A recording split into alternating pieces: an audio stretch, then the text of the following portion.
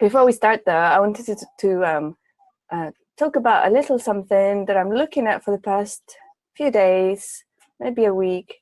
I don't really know, because linear time for me is like a little bit, of a challenge. I'm a little bit time challenged. So I've been looking at the whole light dark situation on our timeline.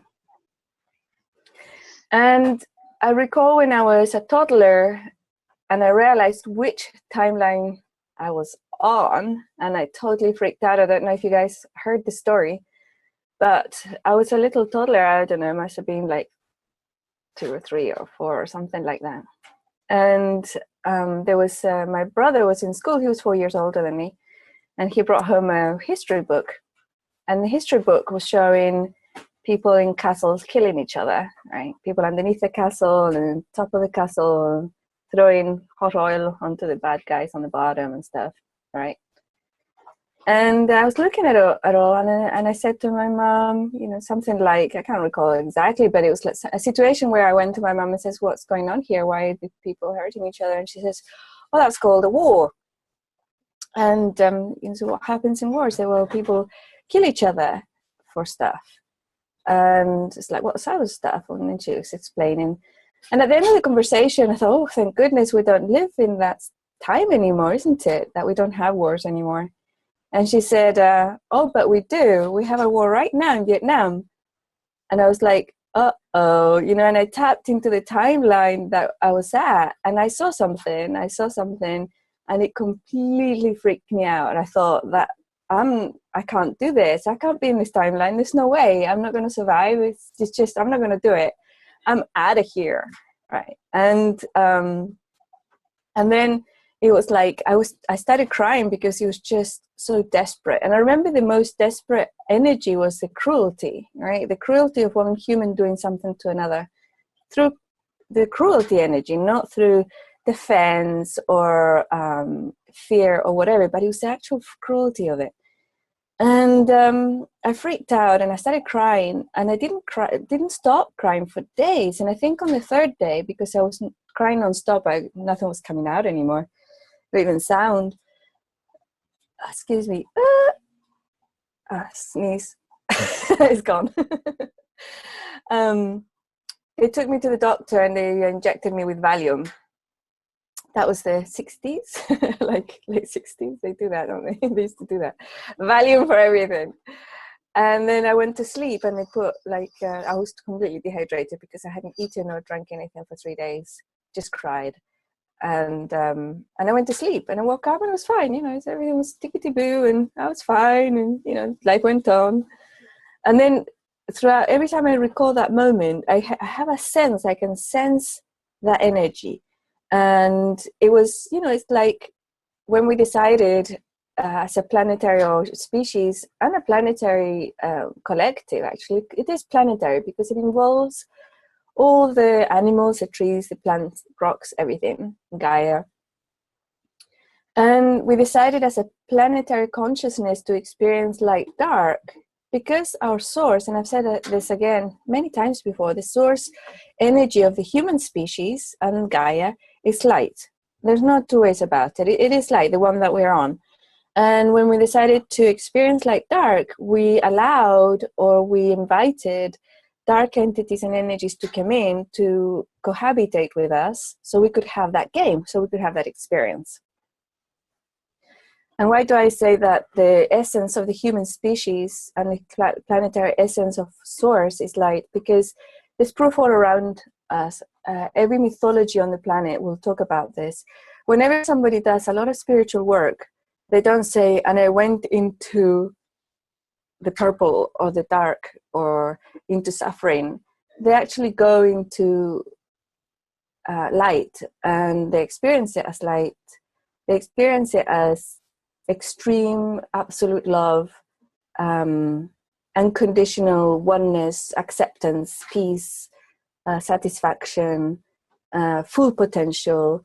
They experience it like this. And the other proof that we have is that in every single country that has gone to war, even if it's not in their own land, the soldiers come back broken.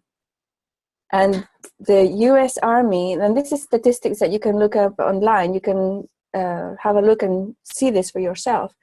The US soldiers, more soldiers and vets die of suicide than they have done from bullets or injury out there in the, you know, wherever they go. And that's part of that data that will tell you the human person is not created to survive or to flourish in darkness and cruelty and pain and destruction of that sort. They just break, you know. Most of them, like the great majority, not all of them, but the great majority will break. They don't flourish. They don't become fully fulfilled and happy. They go the other way. So I was looking at that, and I was looking at the energy, that dark energy that is infused in this particular timeline, because I mean there were worse ones, but not many, and I think most of those got blown up. The species blew itself up or blew up the planet or something. It was a destruction. And the thing that I saw was that it was, like, visually speaking, what we could say maybe is what we invited was for because light cannot coexist in the same space, not in this dimension or this matrix, as dark. It was kind of next to each other, right? So it was almost like every atom, perhaps, or every cell was encased in that dark energy, and that's why there's that sense of separation, that we can't see anything past our individuality, or very difficult to see anything past our own singular self or to connect with others, because there's a layer of that darkness surrounding everything. Could be like, you could visualize it like a sock or something that encases it, but it cannot absorb it, it cannot touch it as such. And I was looking at it thinking, you know, when you first look at it, it's like, whoa, but thinking, well, what is our choice here? For me, I'm just observing it at the moment. This is not like victim aggressor, it's not an act of conquering, even though maybe from that perspective it was, from their perspective. It's not an act of aggression as such, but every time that we interact with that energy, it is painful, it is sad, it is cruel.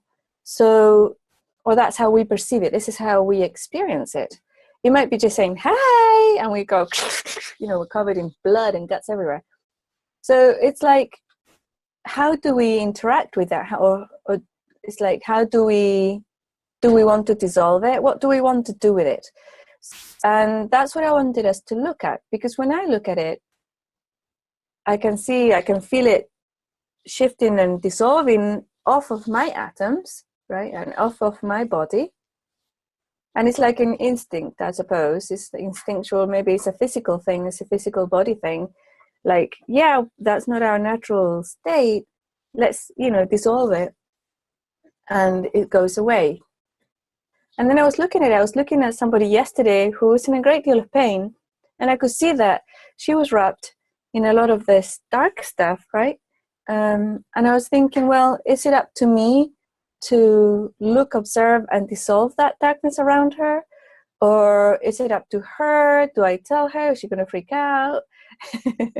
You know, and it's like, what do we do? And then I was looking this morning thinking, well, what if we choose a geographical area? And how much choice or how much power maybe do we have to choose how much of that dark energy encases people, beings, rocks, plants, flowers in a particular geographical area?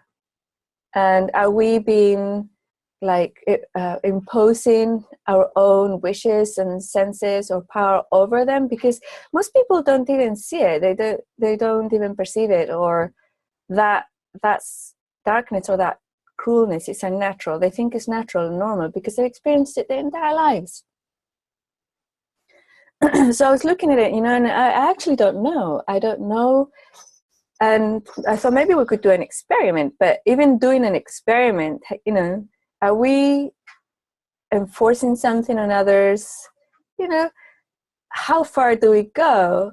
And it's like, yeah, we can see person to person, or like if we could get a map, and I was thinking we could get a map somewhere, but to see the difference, we would have to have a location that would be not touched, perhaps, you know, and then one of light. And would we do one of dark? You know, would we allow the dark to just completely take over our location? So let's see what happens.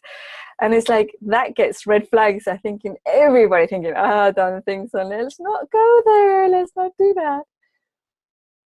And as I was looking at that, the whole permission thing, I could feel that dark energy trying to encase me, like a sock kind of thing, you know, trying to encase me, and I could feel the desperation and sadness and cruelty and like hopelessness starting to go down into my physical body. And I thought, I don't think so, you know, and it's gone, right?